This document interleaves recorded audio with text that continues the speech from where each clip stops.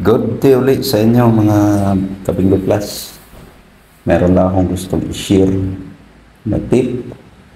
Ito ay nagmula sa ating mga Kabingo Plus na nag-comment doon sa ating mga video kung saan sila ay gumamit ng ibang pamamaraan para makapag-withdraw dahil palagi daw silang denied. So, ito ipapakita ko sa inyo yung comment nila. Baka makatulong ito sa inyo. Ito ay nagmula kay @tags_fx7866. Sabi niya, FYI sa lahat, para makatulong ako sa iba dito. Na-denied ang withdrawal. Subukan niya gamit sa ibang phone, gamit pa rin ang GCash number nyo. Tested ko na, naka-withdraw ako. 6 times ako na denied na, nag-uninstall din ako, ayaw pa rin. So, isa itong tip na pwede nyong subukan.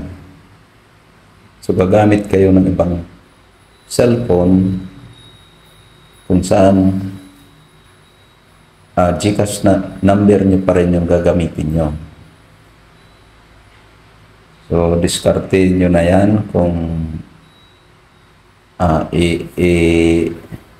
i-enter nyo doon sa ibang GCash account. Pwede naman yun. Yun ang ilalagay nyo. Or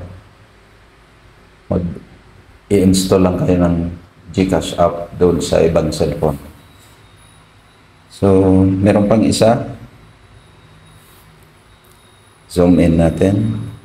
Ito ay mula kay @simplyme 324. Sabi niya, 6 days akong denied sa withdrawal.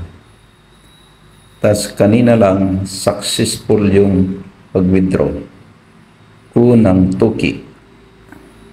Thank you, Lord. Tips lang, sa website ako nag-apply for withdrawal. Tas make sure lang po na di-blurred yung ID na i-submit nyo sa KYC.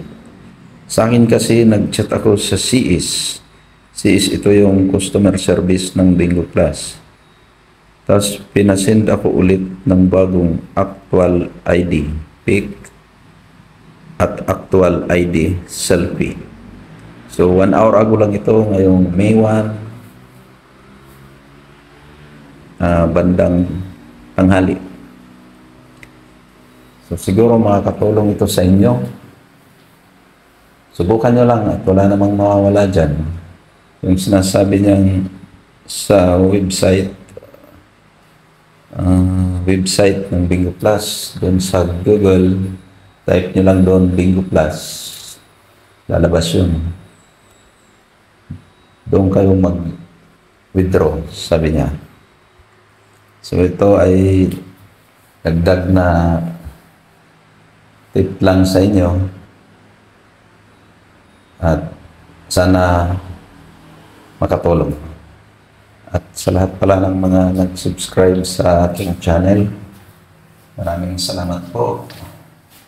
Pagpasensahan nyo na yung aking video.